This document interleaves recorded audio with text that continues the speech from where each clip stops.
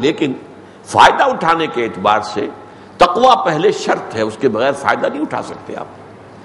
اور اس کے بعد فرمایا رحمت للمؤمنین، اہل ایمان کے حق میں. پھر آخرت میں یہ رحمت ہے، دنیا میں ہدایت ہے، آخرت میں رحمت ہے. تو وعظنا رسول اللہ صلی اللہ علیہ وسلم موعظۃً، ایک روز حضور نے ہمیں ایک ایسا وعظ جو ہے ارشاد فرمایا، وجلت منہ القلوب، جس سے ہمارے دل کانپ گئے، لرز گئے. وہ دلوں کی بات ہی ہوتی ہے نا. یہاں ثابت ہو گیا متن سے کہ وعظ کا اصل ہدف کیا ہے؟ قلب ہے. اس کی تاثیر کہاں ہوتی ہے؟ دل پر ہوتی ہے. وجلت منہ القلوب وذرفت منہ العیون، اور آنکھیں تر ہو گئی، آنکھوں میں آنسو آ گئے، رقت طاری ہو گئی.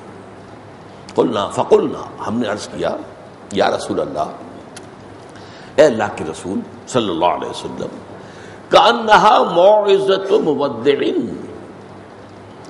یہ جو آج ارشاد فرمایا ہے وعظ، یہ تو ایسے لگتا ہے جیسے وداع کرنے والے کی بات ہوتی ہے، جیسے کہ آپ ہمیں رخصت کر رہے ہیں، یعنی جیسے کہ آپ اب دنیا سے رخصت ہونے والے ہیں. وداع کرنا گویا کہ الوداع کہہ دینا کہ اب رخصت کر رہا ہوں اللہ کے حوالے. تو محسوس ہوتا ہے کہ یہ تو آپ کے وعظ کا انداز ایسے ہے جیسے کہ آپ ہمیں رخصت کر رہے ہیں، ہم سے اب علیحدہ ہونے والے ہیں، ہم سے دور ہونے والے ہیں، ہم سے پردہ کرنے والے ہیں. فأوصنا، تو اگر واقعی ایسا ہے تو پھر ہمیں ذرا مزید وصیت کیجیے. اب یہاں لفظ وصیت آ گیا. وصیت، نصیحت، وعظ، اب یہ ایک قبیل کے الفاظ ہیں. وصیت، نصیحت، وعظ. فأوصنا، ہمیں اور نصیحت کیجیے، ذرا اور نصیحت فرمائیے. فقال، آپ نے فرمایا، اوصیکم بتقوی اللہ عز وجل، سب سے پہلی بات تو یہ ہے کہ میں تمہیں نصیحت کرتا ہوں، وصیت کرتا ہوں اللہ تعالیٰ کا تقوی اختیار کرنے کی، جو بہت زبردست ہے، بہت بلند و بالا ہے. عز وجل، زبردست، عزیز، العزیز، جلالت شان والا ہے. اس کی اس جلالت شان کو سمجھتے ہوئے، اس کے اس مقام رفیع کا کوئی اندازہ کرتے ہوئے تمہارے دلوں میں اس کا تقوی رہنا چاہیے. تقوی کے بارے میں بارہا میں نے عرض کیا ہے کہ اس کا عام طور پر ترجمہ ڈر کر دیا جاتا ہے، جو اچھا ترجمہ نہیں، غلط میں نہیں کہہ رہا، غلط تو نہیں ہے، ڈر بھی اس میں شامل ہے. اصل شے کیا ہے؟ اللہ تعالیٰ کے احکام کو توڑنے سے بچنا. اور یہ بچنا جو ہے یہ خوف کے تحت بھی ہوتا ہے اور محبت کے تحت بھی ہوتا ہے. جیسے ایک سعادت مند بیٹا ہے، وہ باپ کے خوف سے بھی کسی کام سے رک جائے گا کہ باس پرس ہو جائے گی، مار پیٹ ہو جائے گی، سزا مل جائے گی، ڈانٹ ڈپٹ ہو جائے گی، یہ خوف ہے. باپ کی محبت کی وجہ سے بھی رکتا ہے، ابا کا جو ہے دل خراب نہ ہو جائے، ابا کو اس سے رنج نہ پہنچے، میری اس حرکت سے ان کا دل جو ہے ٹوٹے نہ. یہ جو ہے یہ بچنا، یہ محبت کے تحت بچنا، کسی کی عظمت، کسی کی محبت کے تحت اس کی ناراضگی سے بچنا. تو یہ دونوں پہلو ہونے چاہیے. آج کل انگریزی میں گاڈ کانشسنس اس کا ترجمہ کیا جا رہا ہے، وہ میں سمجھتا ہوں اچھا، خوبصورت ہے کہ اللہ تعالیٰ کا شعور ہر وقت رہے، دل میں موجود رہے، گاڈ کانشسنس. باقی یہ کہ ہمارے ہاں چونکہ بدقسمتی سے یہ تقویٰ کا ترجمہ بھی ڈر کر دیا گیا، انذار کا ترجمہ بھی ڈراؤ کر دیا گیا، خوف کا لفظ تو ہے ہی، اس کے معنی ہے ہی ڈر. تو یہ مختلف الفاظ جو آتے ہیں، ان کا ایک ہی ترجمہ کرنے سے عیسائیوں کو ایک موقع ملا ہے کہ قرآن مجید جو ہے یہ خوف کے جذبے کو زیادہ حرکت میں لاتا ہے. یہ نیگیٹو ہے، خوف تو ایک نیگیٹو جذبہ ہے، جبکہ بائبل اور حضرت مسیح علیہ السلام کے باعث جو ہیں وہ اللہ کے محبت کے جذبے کو ابھارتے ہیں. تو قرآن مجید میں دونوں چیزیں موجود ہیں، اس میں کوئی شک نہیں ہے. لیکن یہ کہ جو ترجموں کی وجہ سے ایسا معلوم ہوتا ہے کہ جیسے اوور ویلمنگلی یہاں پر ڈر کی بات کی جا رہی ہے، ویسے یہ ہے کہ اس معاملے کے اندر تقویٰ بچنا، اپنے آپ کو قوا انفسکم واہلیکم نارا، اپنے آپ کو بچاؤ اور اپنے اہل و عیال کو آگ سے بچانا ہے، آگ سے بچانا ہے، اللہ کی سرزنش سے بچانا ہے، سزا سے بچانا ہے. تو اوصیکم میں وصیت کرتا ہوں تمہیں، اور بعض روایات میں آیا ہے اوصیکم ونفسی بتقوی اللہ، میں تمہیں بھی وصیت کرتا ہوں اور اپنے نفس کو بھی کرتا ہوں، میں اپنے آپ کو بھی اس سے بری نہیں کرتا۔ اوصیکم ونفسی بتقوی اللہ، پہلی وصیت جو ہے میری تمہارے لیے بھی اور اپنے نفس کے لیے بھی وہ تو یہ ہے کہ اللہ کا تقوی اختیار کرو۔ والسمع والطاعہ، اور سمع و طاعت کا حکم دیتا ہوں۔ سمع و طاعت در حقیقت ایک اصطلاح ہے ہمارے دین کی، اس ڈسپلن کی، سنو اور مانو۔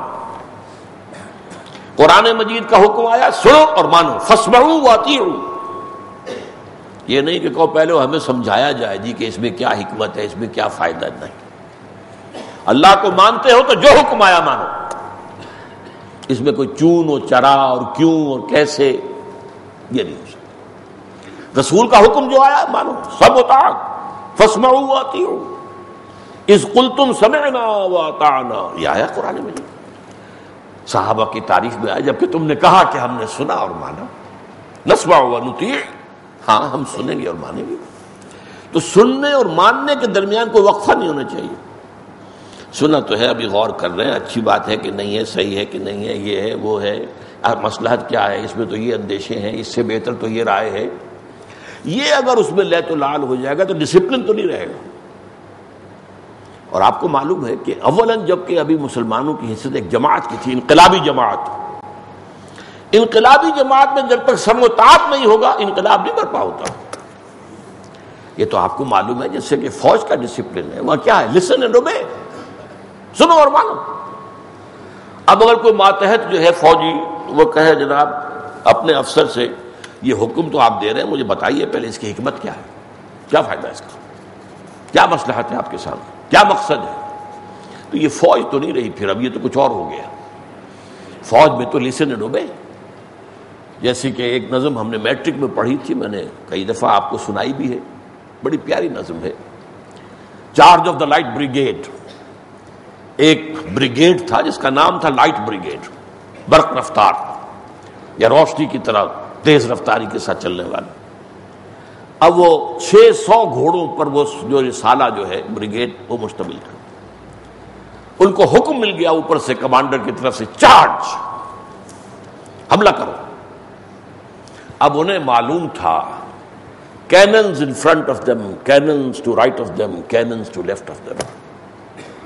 دشمن نے تینوں طرف سے توپیں نصب کر رکھی ہیں، سامنے سے بھی توپیں ہیں، دائیں طرف سے بھی توپیں ہیں، بائیں طرف سے بھی توپیں ہیں۔ لہذا یہ سب نے سمجھا someone has blundered، کسی نے بہت بڑی غلطی کی ہے، یہ جو حکم دیا ہے someone has blundered، لیکن there's not to reason why، there's but to do and die۔